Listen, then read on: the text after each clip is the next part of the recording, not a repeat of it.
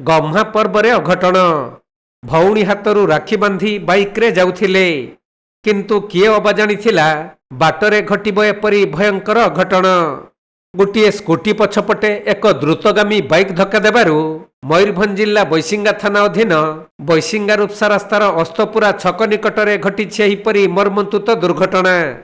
मिलिथिबा सूचना अनुसार कोचिगुड़ी ग्रामर राजेश प्रमाणिक स्कूटी जुगे बैसिंगारू रूपसा अभिमुखे जाउथवा बेले अस्तपुरा छक निकटरे हम्प्स अतिक्रम करुथिले। एही समय रे पछपटु एक बाइक रे आसुथबा माणत्री उपकंठ रंगपाणी ग्रामर विश्वनाथ सेठी पुओ गौतम सेठी भारसाम्य हराई स्कूटी चालक धक्का देइथिले। फलरे घटनास्थल रे ही दुई जन गुरुतर आहत होई तळे पड़ी जाइथिले। पर स्थानीय लोक माने सेमानकु उद्धार करी राजेश को एक बाइक जुगे और गौतम को 108 आम्बुलेंस रे बैसिंगा डाक्तरखाना पठाइथिले। तेबे राजेश डाहाण पार्श्व हाथ और कांधरे आघात लागिथिबा बेले प्राथमिक चिकित्सा पर से घर को फेरीथिबा जଣା पड़िछि।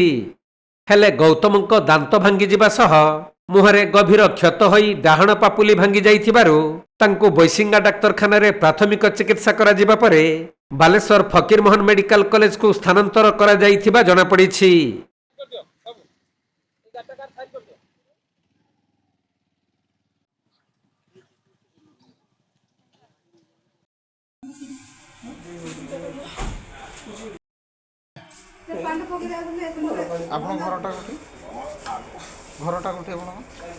मयूरभंज जिला बेतनटी जगन्नाथ हेम्ब्रम रिपोर्ट कोणार्क लाइव।